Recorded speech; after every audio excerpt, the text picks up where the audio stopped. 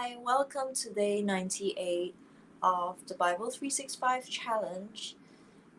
I am reading from the Thematic Bible reading plan found in the link inside the description box, which will lead you to BibleStudyTools.com. Today I'll be reading Deuteronomy chapter 19, chapter 20, Proverbs chapter 8, and Psalm chapter 1 to 8. So without further ado, I will put away the screen so that we can read and focus. Deuteronomy chapter 19, Cities of Refuge, verse 1. When the Lord your God has destroyed the nations whose land he is giving you, and when you have driven them out and settled in their towns and houses, then set aside for yourself 3 cities in the land the Lord your God is giving you to possess. Determine the distances involved and divide into 3 parts the land the Lord your God is giving you as an inheritance, so that a person who kills someone may flee for refuge to one of these cities. This is the rule concerning anyone who kills a person and flees there for safety. Anyone who kills a neighbor unintentionally without malice aforethought. For instance, a man may go into the forest with his neighbor to cut wood, and as he swings his axe to fell a tree, the head may fly off and hit his neighbor and kill him. That man may flee to one of these cities and save his life. Otherwise, the avenger of blood might pursue him in rage, overtake him in the distance, if the distance is too great, and kill him even though he is not deserving of death, since he did it to his neighbor without malice aforethought. This is why I command you to set aside for yourself 3 cities.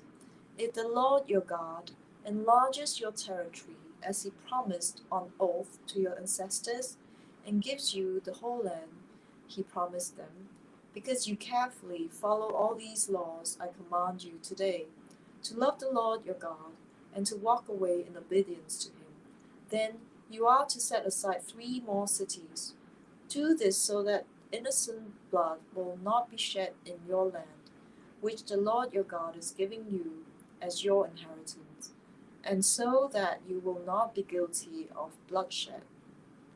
But if out of hate someone lies in wait, assaults and kills a neighbor, and then flees to one of these cities, this killer shall be sent for by the town elders, and be brought back from the city, and be handed over to the avenger of blood to die.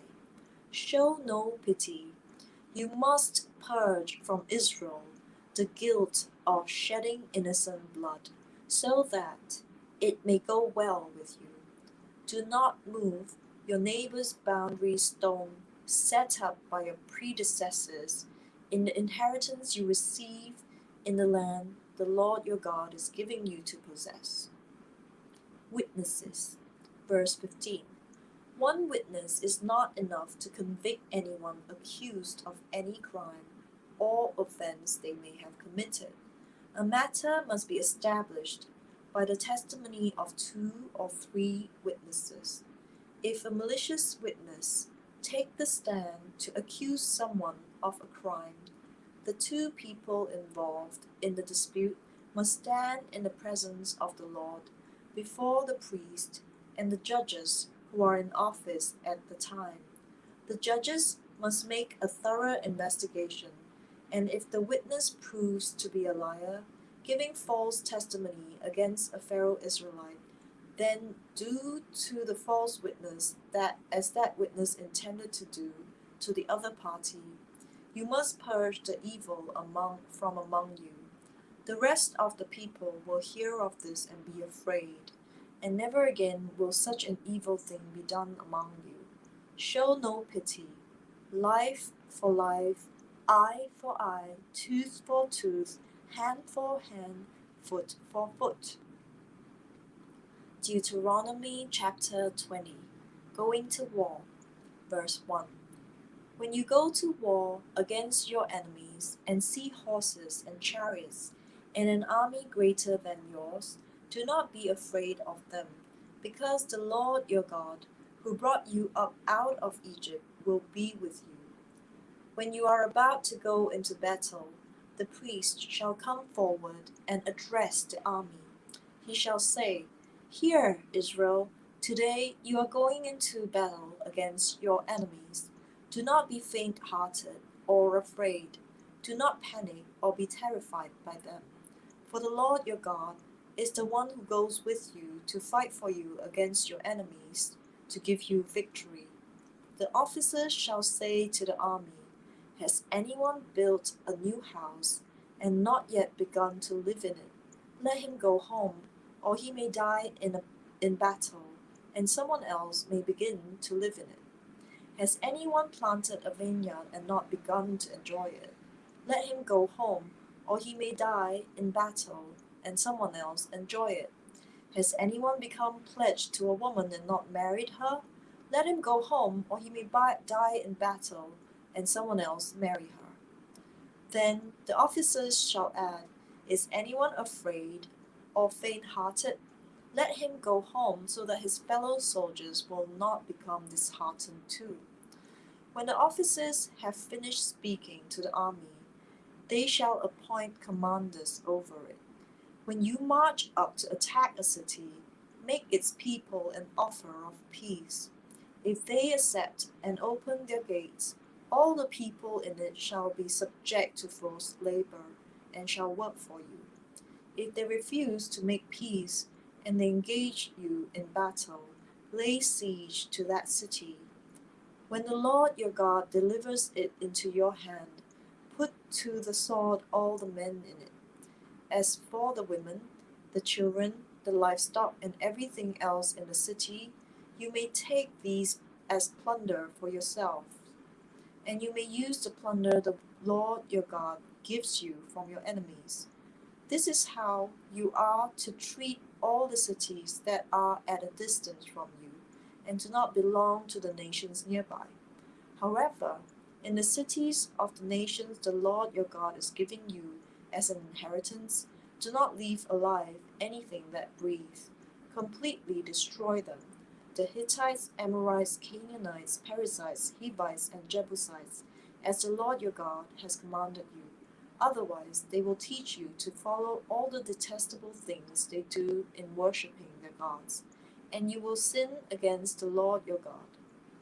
When you lay siege to a city for a long time, fighting against it to capture it, do not destroy its trees by putting an axe to them, because you can eat their fruit. Do not cut them down. Are the trees people that you should besiege them? However, you may cut down trees that you know are not fruit trees, and use them to build siege works, until the city at war with you falls. Proverbs chapter 8. Wisdom's call. Verse 1. Does not wisdom call out? Does not understanding raise her voice? At the highest point along the way, where the paths meet, she takes her hand. Beside the gate leading into the city, at the entrance, she cries aloud, To you, O people, I call out. I raise my voice to all mankind. You who are simple, gain prudence. You who are foolish, set your hearts on it. Listen, for I have trustworthy things to say. I open my lips to speak what is right. My mouth speaks what is true, for my lips detest wickedness. All the words of my mouth are just. None of them is crooked or perverse. To the discerning, all of them are right. They are upright to those who have found knowledge. Choose my instruction instead of silver, knowledge rather than choice gold. For wisdom is more precious than rubies, and nothing you desire can compare with her. I, wisdom, dwell together with prudence. I possess knowledge and discretion. To fear the Lord is to hate evil. I hate pride and arrogance, evil behavior and perverse speech. Counsel and sound judgment are mine. I have insight, I have power. By me, Kings reign, and rulers issue decrees that are just. By me princes govern, and nobles, all who rule on earth. I love those who love me, and those who seek me find me. With me are riches and honor, enduring wealth and prosperity. My fruit is better than fine gold. What I yield surpasses choice silver. I walk in the way of righteousness, along the paths of justice, bestowing a rich inheritance on those who love me and making their treasuries full. The Lord brought me forth as the first of his works before his deeds of gold. I was formed long ages ago, at the very beginning, when the world came to be. When there were no watery depths, I was given birth. When there were no springs overflowing with water, before the mountains were settled in place, before the hills I was given birth, before he made the world, or its fields, or any of the dust of the earth. I was there when he set the heavens in place, when he marked out the horizons on the face of the deep, when he established the clouds above, and fixed securely the fountains of the deep, when he gave the sea its boundary so the waters would not overstep his command, and when he marked out the foundations of the earth. Then I was constantly at his side. I was filled with delight day after day, rejoicing always in his presence, rejoicing in his whole world, and delighting in mankind. Now then, my children, listen to me. Blessed are those who keep my ways. Listen to my instruction and be wise. Do not disregard it. Blessed are those who listen to me, watching daily at my doors, waiting at my doorway. For those who find me find life and receive favor from the Lord. But those who fail to find me harm themselves. All who hate me love death. Psalm 128. A song of accents, essence. A song of essence. Verse 1. Blessed are all who fear the Lord, who walk in obedience to him. You will eat the fruit of your labor. Blessings and prosperity be yours. Your wife will be like a fruitful vine within your house. Your children will be like olive shoots around your table. Yes, this will be the blessing for the man who fears the Lord. May the Lord bless you from Zion. May you see the prosperity of Jerusalem all the days of your life. May you live to see your children's children. Peace be on Israel.